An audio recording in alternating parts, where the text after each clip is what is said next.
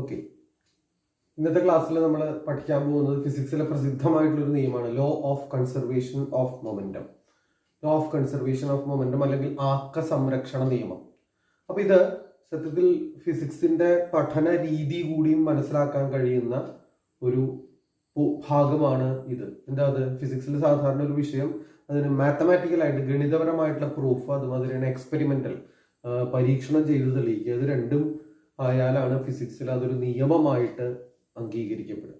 അപ്പൊ ഇവിടെ നമ്മൾ law of conservation of momentum വെറുതെ പഠിക്കുക മാത്രമല്ല, മാത്തമാറ്റിക്കലായിട്ട് അത് പ്രൂവ് ചെയ്യും. ഒരു പക്ഷെ നിങ്ങൾക്ക് ഓർമ്മയുണ്ടാവും, 9ാം ക്ലാസ്സിൽ നമ്മൾ law of conservation of energy, ഒരു ചെടിച്ചട്ടി ചുമരിന്റെ മുകളിൽ നിന്ന് മതിലിന്റെ മുകളിൽ നിന്ന് താഴേക്ക് വീഴുന്ന ഒരു ഇതെടുത്തിട്ട് നമ്മളത് law of conservation of energy നമ്മൾ പ്രൂവ് ചെയ്തു. ചെടിച്ചട്ടിയുടെ ടോട്ടൽ എനർജി സൺഷെയ്ഡിന്റെ മുകളിൽ ഇരിക്കുന്ന സമയത്ത് കുറച്ച് ദൂരം സഞ്ചരിച്ചതിന് ശേഷം അതിനുശേഷം താഴെ വന്ന് മുട്ടുന്ന സമയത്ത് 3 കേസിലും എനർജി തുല്യമാണെന്നും law of conservation of energy നമ്മൾ അവിടെ എന്നിട്ട് ഡിഫൈൻ ചെയ്യുകയും ചെയ്തു. അതുമാതിരി തന്നെ ഇവിടെ law of conservation of momentum ആണ്. അപ്പോൾ ഇവിടെ നമ്മളൊരു എക്സാമ്പിൾ എടുക്കുന്നത് ആ 9ലെ ചെടിച്ചട്ടിയുടെ കേസ് എടുത്ത മാതിരി ഇവിടെ നമ്മൾ എക്സാമ്പിൾ എടുക്കുന്നത് 2 ബോഡീസ്, 2 വസ്തുക്കള്, ഒരെണ്ണത്തിന്റെ മാസ് m1 മറ്റേതിന്റെ മാസോ m2 തമ്മിൽ കൊളൈഡ് ചെയ്തു, കൂട്ടിയിടിച്ചു. m1 m2 കൂട്ടിയിടിച്ചു. m1ന്റെ velocity u1, m2ന്റെ velocity u2. അപ്പോ കൂട്ടിയിടിച്ച് കഴിഞ്ഞാൽ സ്വാഭാവികമായിട്ടും കൊളീഷൻ കഴിഞ്ഞാൽ അതിന്റെ വെലോസിറ്റി മാറും, അറിയാലോ. അപ്പൊ after collision velocity v1, m1 എന്നുള്ള ബോഡിയുടെ വെലോസിറ്റി v1ഉം m2ന്റെ വെലോസിറ്റി v2. അതായത് കൂട്ടിയിടിക്കൽ കഴിഞ്ഞതിന് ശേഷം അതിന്റെ വെലോസിറ്റി മാറും. u1 മാറി v1 ആവും, u2 മാറി എന്തായി v2 ആയിട്ട് മാറും. മാസിന് മാറ്റം വരില്ല, കൂട്ടിയിടി കഴിഞ്ഞാലും മാസിന് മാറ്റം വരില്ല, m1 m2. ഇനി അവിടെ തന്നെ ലക്ഷ്യം ടോട്ടൽ മൊമെന്റം ബിഫോർ കൊളീഷനും ടോട്ടൽ മൊമെന്റം ആഫ്റ്റർ കൊളീഷനും ഈക്വൽ ആണ് എന്ന് തെളിയിക്കലാണ്. കൂട്ടിയിടിക്കുന്നതിന് മുമ്പുള്ള ആകെയാക്കവും കൂട്ടിയിടിച്ചതിന് ശേഷമുള്ള ആകെയാക്കവും തുല്യമാണ് എന്ന് നമുക്ക് തെളിയിക്കണം. അതിന് നമ്മൾ 2 നിയമങ്ങൾ ഉപയോഗിച്ചിട്ടാണ് ഇവിടെ തെളിയിക്കുക. ഒന്ന് ന്യൂട്ടന്റെ സെക്കൻഡ് ലോ, 2ാം ചലന നിയമവും, അതുപോലെ തന്നെ ന്യൂട്ടന്റെ തേർഡ് ലോ, 3ാം ചലന നിയമവും. ഇത് രണ്ടും ഉപയോഗിച്ചിട്ടാണ് നമ്മൾ ഇനി പ്രൂവ് ചെയ്യാൻ പോകുന്നത്. അപ്പൊ അവിടെ total momentum before collision, total momentum എന്ന് പറഞ്ഞാൽ നമുക്കറിയാം P = mv. അപ്പൊ ഇതിന്റെ A എന്നുള്ള ബോഡിയുടെ മൊമെന്റം എന്ന് പറഞ്ഞാൽ m1 × u1, മാസ് ഇൻറ്റു അതിന്റെ വെലോസിറ്റി. B എന്നുള്ള ബോഡിയുടെ മൊമെന്റം എന്ന് പറഞ്ഞാൽ m2 × u2, മാസ് ഇൻറ്റു അതിന്റെ വെലോസിറ്റി. അത് ടോട്ടൽ മൊമെന്റം ഈ സിസ്റ്റത്തിന്റെ ഈ 2 ബോഡി കൂടിയിട്ടുള്ള ടോട്ടൽ മൊമെന്റം എത്രയാ? m1 u1 plus m2 u2, അത്രേ ഉള്ളൂ. ഈ ടോട്ടൽ മൊമെന്റം ആഫ്റ്റർ കൊളീഷൻ, കൂട്ടിയിടിച്ചതിന് ശേഷമുള്ള മൊമെന്റം, A എന്നുള്ള ബോഡിയുടെ മൊമെന്റം m1 × v1, കാരണം അതിന്റെ വെലോസിറ്റി മാറി. B എന്നുള്ള ബോഡിയുടെ മൊമെന്റം m2 × v2, അതിന്റെ വെലോസിറ്റി v2 ആയിട്ട് മാറി. ടോട്ടൽ മൊമെന്റം എന്താ? m1 v1 plus m2 v2. അപ്പൊ total momentum before collision m1 u1 plus m2 u2. Total momentum after collision m1 v1 plus m2 v2. ഇത് രണ്ടും equal ആണ് എന്ന് തെളിയിച്ചാൽ എന്തായി?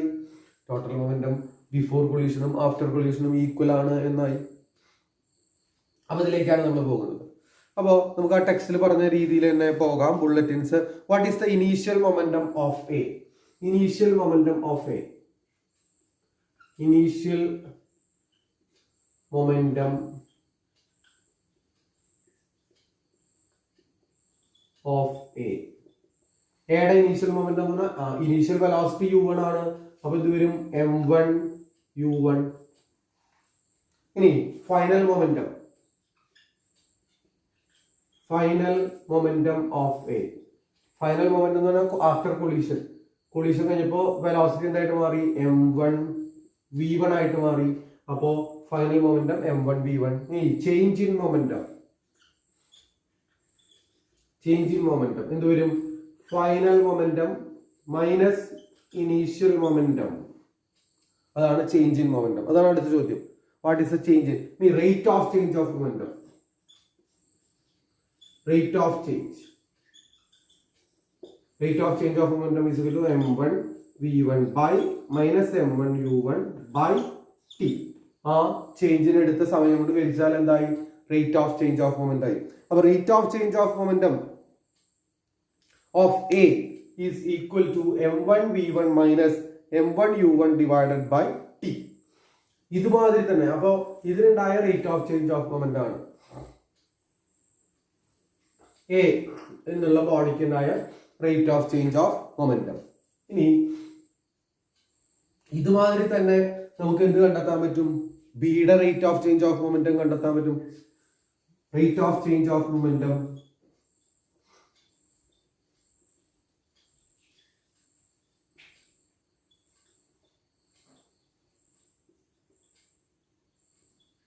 Of B, rate of change of momentum of B. ബിയുടെ ഇടി കഴിഞ്ഞ സമയത്ത് എന്തായി? m2v2 ആയി. ഇടിക്ക് മുമ്പ് m2u2. അപ്പൊ എന്ത് വരും? Rate of change of momentum m2v2 final momentum m2v2. ഈ സ്റ്റെപ്പ് ഞാൻ സ്കിപ്പ് ചെയ്യാണ്. m2v2 minus m2u2 divided by t. അപ്പോ ഇവിടെ നമ്മൾ ന്യൂട്ടന്റെ സെക്കൻഡ് ലോ അനുസരിച്ച് m1 v1 minus m1 u1 by t എന്ന് പറഞ്ഞാൽ എ എന്ന ബോഡിക്ക് ഉണ്ടായ rate of change of momentum ആണ്. എ എന്നുള്ള ബോഡിക്ക് ഉണ്ടായ rate of change of momentum എന്തിന് ഈക്വൽ ആയിരിക്കും? അതിന്റെ മുകളിൽ അനുഭവപ്പെട്ട ഫോഴ്സിന്, ബലത്തിന്, ആ ബോഡിയുടെ മുകളിൽ അനുഭവപ്പെട്ട ബലത്തിന് ഈക്വൽ ആയിരിക്കും അതിനുണ്ടായ rate of change of momentum, അതിനുണ്ടായ ആക്ക വ്യത്യാസത്തിന്റെ നിരക്ക്. അപ്പൊ ഇവിടെ rate of change of momentum എന്ന് പറഞ്ഞാൽ മലയാളം മീഡിയംകാർ ശ്രദ്ധിക്കുക, ആക്ക വ്യത്യാസത്തിന്റെ നിരക്കാണ്. ഇനീഷ്യൽ ആദ്യ ആക്കമാണ് m1 u1. ഇനി ഫൈനൽ മൊമെന്റം എന്ന് പറഞ്ഞാൽ അന്ത്യ ആക്കം. ചേഞ്ച് ഇൻ മൊമെന്റം എന്ന് പറഞ്ഞു കഴിഞ്ഞാൽ ആക്ക വ്യത്യാസം. ഇനി rate of change of momentum എന്ന് പറഞ്ഞാൽ ആക്ക വ്യത്യാസത്തിന്റെ നിരക്ക്. അപ്പൊ രണ്ടിനും എയ്ക്കും ബിക്കും ഉണ്ടായ ആക്ക വ്യത്യാസത്തിന്റെ നിരക്ക് അല്ലെങ്കിൽ rate of change of momentum നമ്മൾ കണ്ടെത്തി. അപ്പോ ഇതില് നമ്മളിവിടെ ടെക്സ്റ്റിൽ പറഞ്ഞിട്ടുണ്ട് then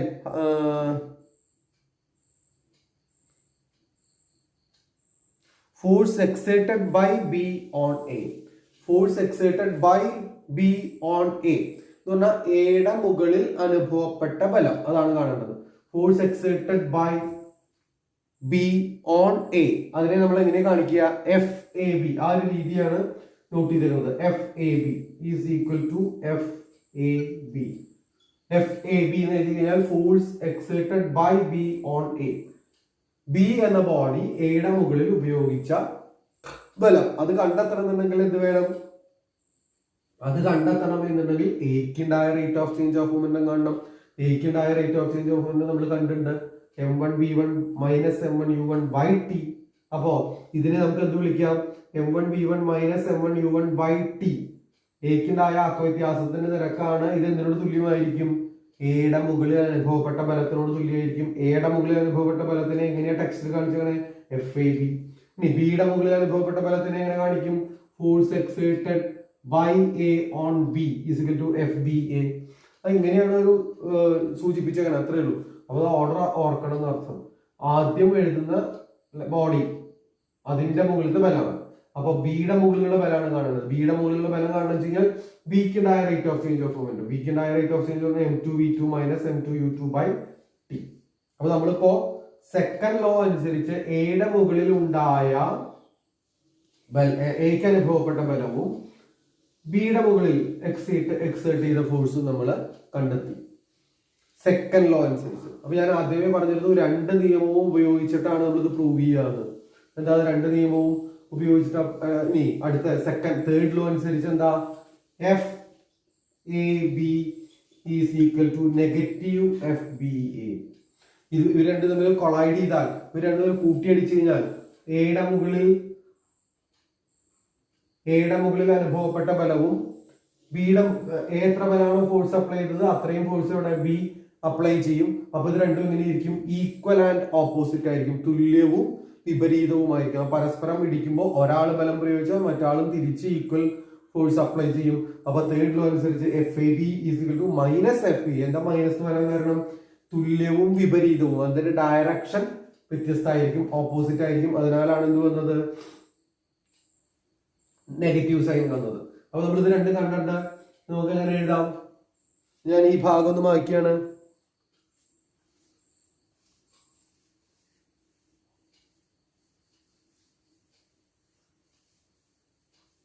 ഇതിനെ നമുക്ക് എങ്ങനെ എഴുതാം?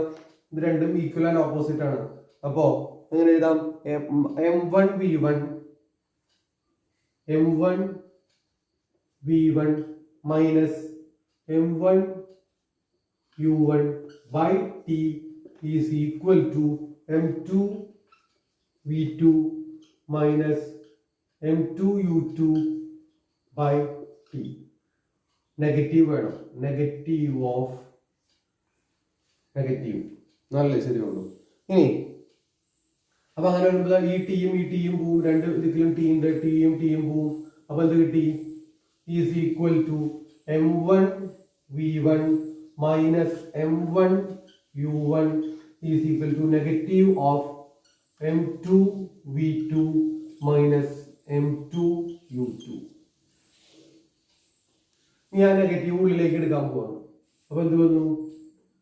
Is equal to m1v1 minus m1u1 is equal to minus m2v2 plus m2u2. അങ്ങനെ വരുന്നത് ഈ മൈനസ് എടുത്തപ്പോ മൈനസ് m2v2 പ്ലസ് m2u2. ഇനി അടുത്ത സ്റ്റെപ്പില് നമ്മള് ഇതിനൊന്ന് റീഅറേഞ്ച് ചെയ്യാൻ പോവാണ്. ഇപ്പൊ നമുക്ക് കിട്ടിയത് m1v1 minus m1u1 is equal to negative m2v2 plus m2u2. ഇതിനെ നമുക്ക് എങ്ങനെ എഴുതാം? m1v1 അവിടെ നിർത്തി. m1v1 അവിടെ നിർത്തി. ഈ m2v2 ഇങ്ങോട്ട് കൊണ്ടു.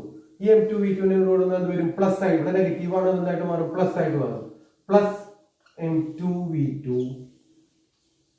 ഇനി ഈസ് ഈക്വൽ ടു ഇവിടെ എന്താണ്? m2u2 അവിടെ നിർത്തി. ഈ m1u1 അങ്ങോട്ട് കൊണ്ടുപോയി. അപ്പൊ ഇവിടെ നെഗറ്റീവ് എന്തായിട്ട് മാറും? പ്ലസ് ആയിട്ട് മാറും. അപ്പൊ ഞാൻ ആദ്യം എഴുതാൻ പോവാണ് m1u1 plus m2u2. m1u1 plus m2u2. അപ്പൊ നമുക്ക് എന്ത് കിട്ടി? m1v1 plus m2v2 is equal to m1u1y plus m2u2. എന്താ? m1u1 പ്ലസ് m2u2 എന്ന് പറഞ്ഞാൽ എന്താ?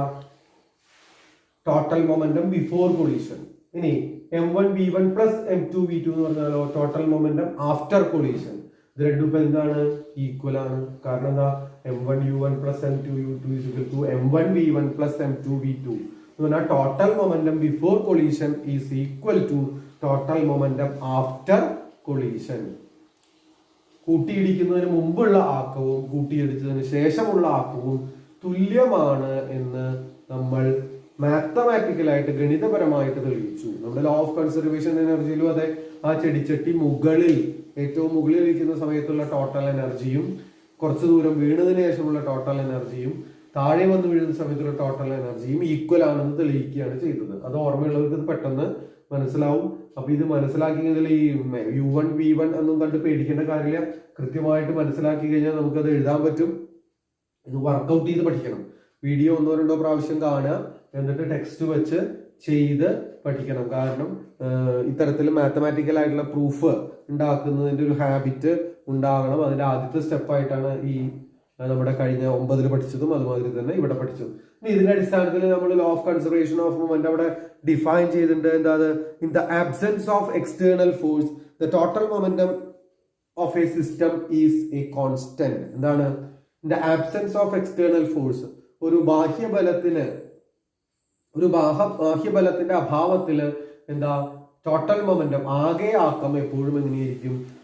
കോൺസ്റ്റന്റ് ആയിരിക്കും, സ്ഥിരമായിരിക്കും. This is the law of conservation of momentum. അപ്പോൾ ടോട്ടൽ മൊമെന്റം ആദ്യം m1u1 പ്ലസ് m2u2 ആയിരുന്നു. ഇടിക്കുന്നതിന് മുമ്പ് ഇടിച്ചതിന് ശേഷം എന്തായി?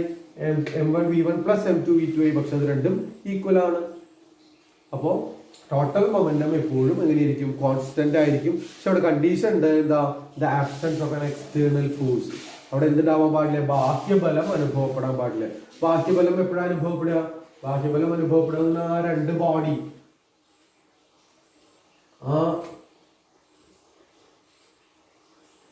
നമ്മൾ കൂട്ടിയിടിക്കുന്ന സമയത്ത് ഒരാൾ ഇതിനെ പിടിച്ച് തള്ളു, അല്ലെങ്കിൽ ഇതിനെ പിടിച്ചു നിർത്ത്, അല്ലെങ്കിൽ ഇടയിൽ വല്ലതും വെക്ക്, അങ്ങനെ വല്ലതും, അല്ലെങ്കിൽ ഇതിനെ പിടിച്ചിങ്ങോട്ട് മാറ്റി, അങ്ങനെ എന്തെങ്കിലും ചെയ്ത് കഴിഞ്ഞാൽ അവിടെ എന്താ ഒരു എക്സ്റ്റേണൽ ഫോഴ്സ് ആയി. അത്തരത്തിലുള്ള എക്സ്റ്റേണൽ ഫോഴ്സ് ഒന്നും ഇല്ല എന്നുണ്ടെങ്കിൽ എന്ത് സംഭവിക്കും? The total momentum will be A constant. അത് നമ്മൾ ഗണിതപരമായിട്ട് മാത്തമാറ്റിക്കലായിട്ട് നമ്മൾ തെളിയിച്ചു. ഇനി അതില് ടെക്സ്റ്റിലൊരു തോക്കിന്റെ കാര്യം പറഞ്ഞിട്ടുണ്ട്. എബോൾ ടെക്സ്റ്റിൽ തന്നെ വർക്ക്ഔട്ട് ചെയ്തിട്ടുണ്ട്. അത് കാരണം ജസ്റ്റ് ഒന്ന് നമുക്ക് ഡിസ്കസ് ചെയ്താൽ മതി. 2 പ്രോബ്ലം ആണ് ചെയ്തേക്കുന്നത്. അതിൽ ആ തോക്കിന്റെ പ്രോബ്ലം ഞാൻ ഇവിടെ ഇപ്പൊ ഒന്ന് പറയാം. മറ്റത് നിങ്ങൾ തന്നെ അതും വർക്ക്ഔട്ട് ചെയ്തിട്ടുണ്ട്. അത് തന്നെ ചെയ്ത് പഠിക്കുക. സംശയം ഉണ്ടെങ്കിൽ ചോദിച്ചാൽ നമുക്ക് അടുത്ത ക്ലാസ്സിൽ വീണ്ടും എക്സ്പ്ലെയിൻ ചെയ്യാം. കാരണം കൃത്യമായിട്ട് വർക്ക്ഔട്ട് ചെയ്തിട്ടുണ്ട്. തോക്കിന്റെ കാര്യത്തിൽ എന്താ? A bullet is fired with a velocity v from A gun of mass m. What will be the recoil velocity of the gun if the mass of the bullet is m? അപ്പോൾ total momentum അനുസരിച്ച് before firing, വെടിവയ്ക്കുന്നതിന് മുമ്പ് തോക്കിന്റെയും ബുള്ളറ്റിന്റെയും ആകെയാക്കവും വെടിവച്ചതിന് ശേഷം തോക്കിന്റെയും ബുള്ളറ്റിന്റെയും ആകെയാക്കവും എങ്ങനെയിരിക്കും? തുല്യമായിരിക്കും. അപ്പോൾ total momentum before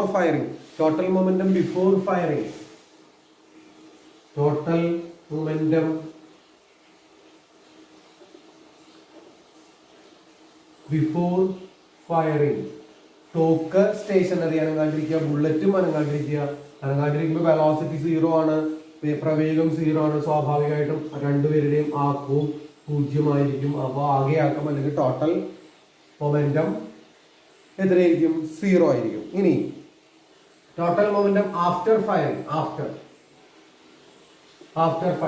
അപ്പൊ അതില് തോക്കിന്റെ മാസ് m ആണ്, ക്യാപിറ്റൽ M. തോക്കിന്റെ വെലോസിറ്റി v ആണ്, mv. പിന്നെന്താ? Plus mv plus mv. According to law of conservation of momentum. അപ്പൊ റീകോയിൽ വെലോസിറ്റി ആണ് നമ്മൾ ചോദിച്ചിരിക്കുന്നത്. According to the law of conservation of momentum എന്ന് വേണം. After firing mv plus mv is equal to 0 ആയിരിക്കും. കാരണം ബിഫോർ ഫയറിംഗ് എത്രയാ? 0 ആണ്. ഇത് രണ്ടും കൂട്ടി കഴിഞ്ഞാൽ എന്ത് കിട്ടണം? 0 കിട്ടണം. അത് നമുക്ക് v ആണ് കാണുന്നത്. അപ്പൊ mv ഈസ് ഈക്വൽ ടു, ഈ mv കൊണ്ട് മുമ്പ് നെഗറ്റീവ് mv, ഇവിടെ പ്ലസ് ആണ്, എന്തായിട്ട് മാറും? നെഗറ്റീവ് ആയിട്ട് മാറും. Then v is equal to negative mv. ഇത് സ്മോൾ ലെറ്റർ v ആണ്.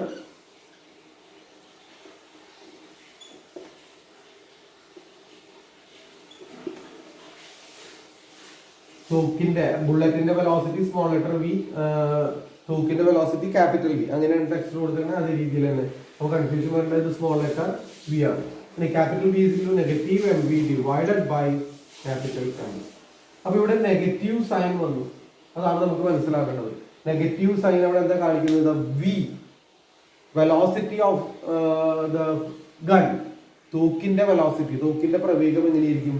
വിപരീത ദിശയിലായിരിക്കും. അതായത് ബുള്ളറ്റ് മുന്നിലേക്ക് തെറിച്ചാൽ തോക്ക് എവിടേക്കാണ്? റീകോയിൽ, പിറകിലേക്കാണ് തെറിക്കുക. അപ്പൊ അത് മനസ്സിലാക്കാനാണ് ഉത്തരത്തിൽ എന്ത് വന്നത്? നെഗറ്റീവ് സൈൻ വന്നത്. അപ്പൊ ഇത്രയും കാര്യങ്ങൾ ചെയ്ത് പഠിക്കുക.